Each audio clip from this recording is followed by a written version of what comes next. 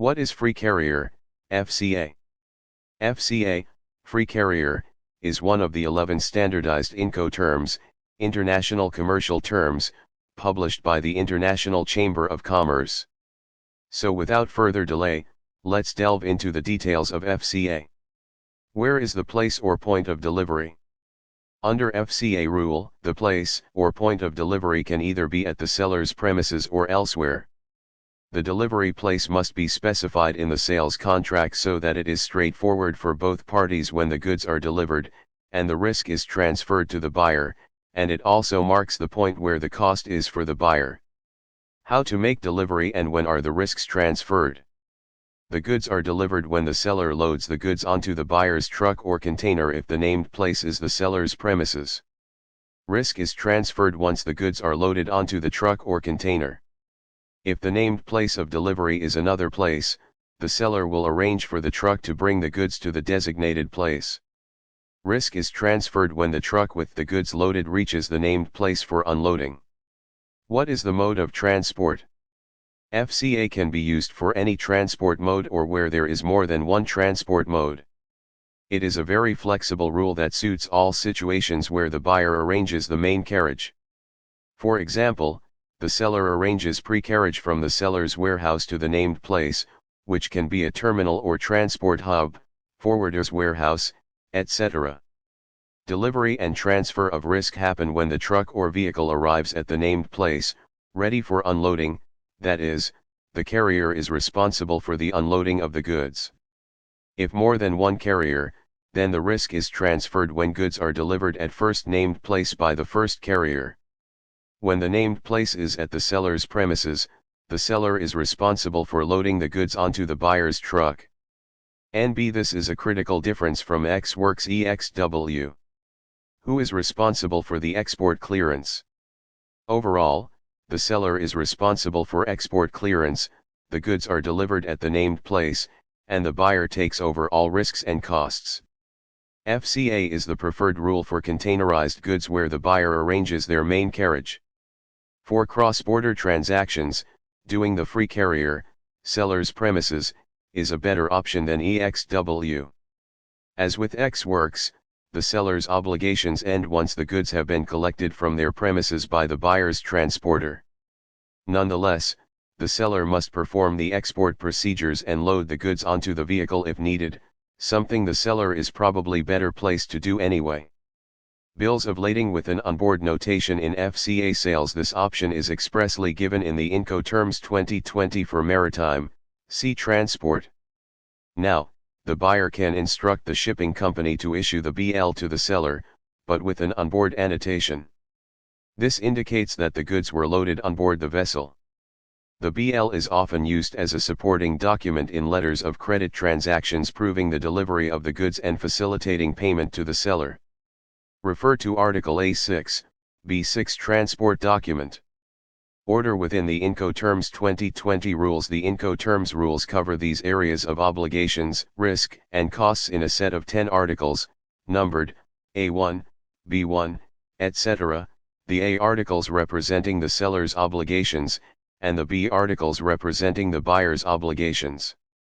In Incoterms 2020, the internal order within each Incoterms rule now follows the sequence: A1, B1 General Obligations, A2, B2 Delivery, Taking Delivery, A3, B3 Transfer of Risks, A4, B4 Carriage, A5, B5 Insurance, A6, B6 Delivery, Transport Document, A7, B7 Export-Import Clearance, A8, B8 Checking, Packaging, Marking, A9, B9 Allocation of Costs, A10, B10 Notices, A, Sellers and, B, Buyers Obligations, Costs and Risks, A1.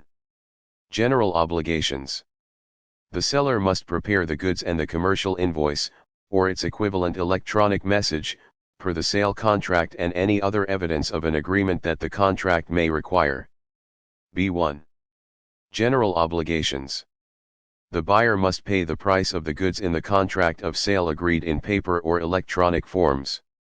A2. Delivery.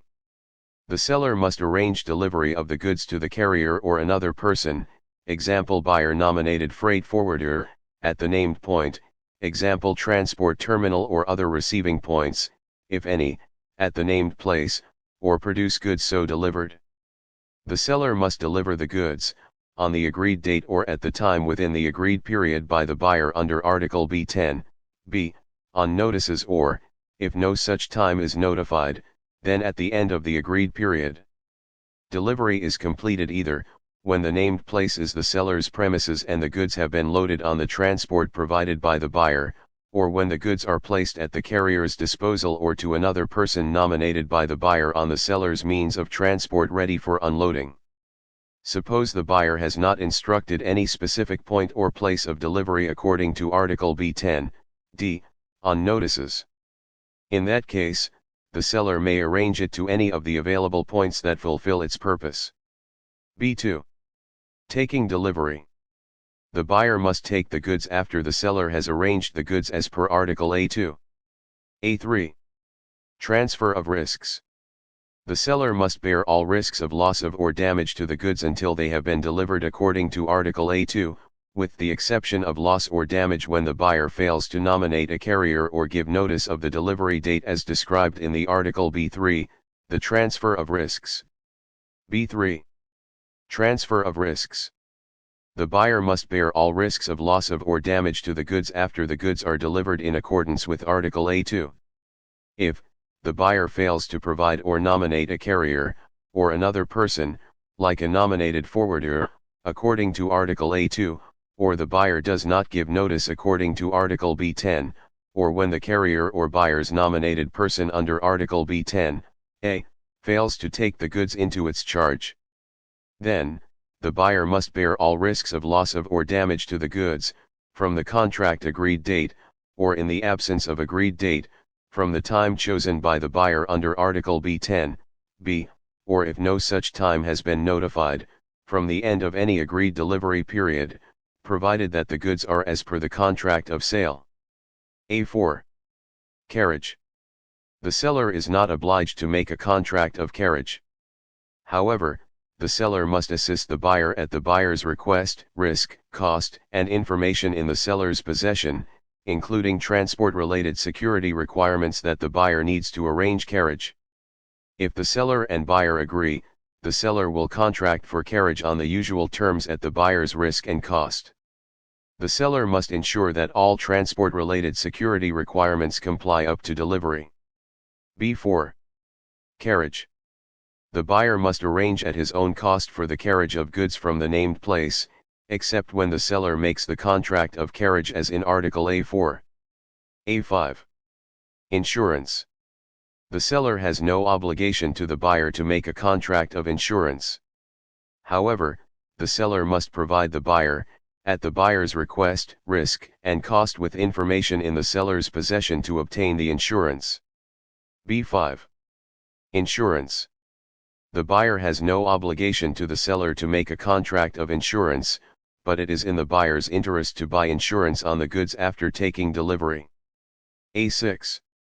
Delivery, transport document. The seller must provide the buyer at the seller's cost with the usual proof that the goods have been delivered in accordance with Article A2.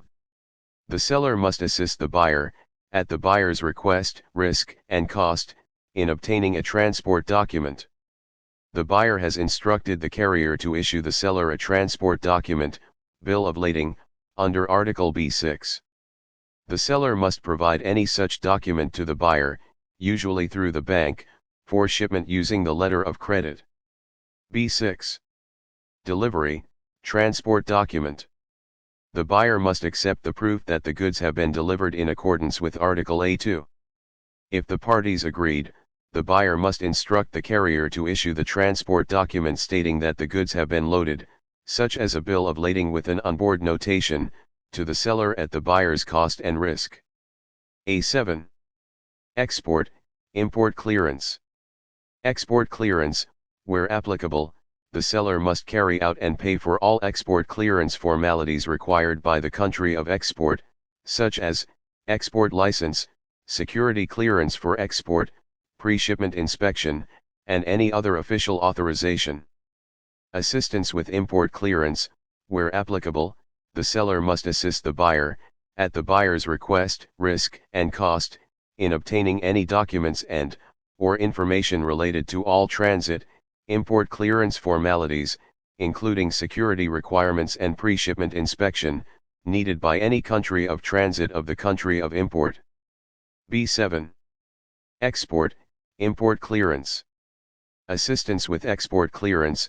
Where applicable, the buyer must assist the seller at the seller's request, risk, and cost in obtaining documents or information related to all export clearance formalities, including security requirements and pre-shipment inspection needed by the country of export. Import clearance. Where applicable, the buyer must carry out and pay for all formalities required by any country of transit and the country of import, such as import license and any license required for transit, security clearance for import and any transit, pre-shipment inspection, and any other official authorization. A8. Checking, packaging, marking. The seller must pay for the cost of those checking operations, such as checking quality, measuring, weighing, counting, necessary to deliver the goods in accordance with Article A2. The seller must package the goods at its own cost unless it is usual for the particular trade to transport the type of goods sold unpackaged. The seller must package and mark the goods appropriately as per agreements for delivery to the buyer. B8. Checking, packaging, marking. The buyer is not obliged to the seller. A9. Allocation of costs. The seller must pay all cost relating to the goods until they have been delivered in accordance with Article A2, other than those payable by the buyer under Article B9 on the allocation of costs, the costs of providing the usual proof to the buyer under Article A6, on the transport document, that the goods have been delivered, where applicable, duties, taxes, and any other costs related to export clearance under Article A7, on export clearance, and the buyer for all costs and charges related to assisting in obtaining documents and information in accordance with Article B7, on assistance with export clearance. B9. Allocation of costs. The buyer must pay all costs relating to the goods from the time they have been delivered under Article A2. On delivery, other than those payable by the seller under Article A9 on the allocation of costs, the seller for all costs and charges related to assisting in obtaining documents and information under Articles A4, Carriage, Article A5, Insurance, Article A6, Transport Document, and Article A7, B, on assistance with import clearance. Where applicable, duties, taxes, and any other costs related to transit or import clearance under Article B7, B, and any additional costs incurred, either because the buyer fails to nominate a carrier or another person under Article B10 on notices, or the carrier or person nominated by the buyer fails to take the goods into its charge, under Article B10, notices, provided that the goods have been identified as the contract goods. A10. Notices. The seller must give the buyer sufficient notice either that the goods have been delivered in accordance with Article A2 or that the carrier or another person nominated by the buyer has failed to take the goods within the time agreed. B10. Notices. The buyer must notify the seller of the name of the carrier or another person nominated within sufficient time to enable the seller to deliver the goods in accordance with Article A2. The selected time, if any, within the period agreed for delivery when the carrier or person nominated will receive the goods. The mode of transport to be used by the carrier or the person nominated, including any transport-related security requirements, and the point where the goods will be received within the named place of delivery. Recap. Free carrier is a trade term used when the seller delivers goods to a named place like airport, shipping terminal, warehouse, or other carrier location indicated by the buyer.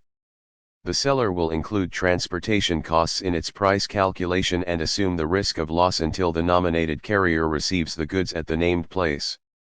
Once the seller delivers the goods to the nominated carrier, the buyer assumes all responsibility for the goods. Bills of lading with an onboard notation. The buyer will instruct the carrier to issue the BL to the seller for the transaction using the letter of credit. Thank you for watching, and I hope the information provided in this video gives you a better understanding of the Incoterms rule for FCA. Do drop me your comments and let me know your thoughts. Coming soon, CPT, Carriage Paid To. To be the first to watch the next video, please subscribe to my channel and click on the notification bell. Goodbye.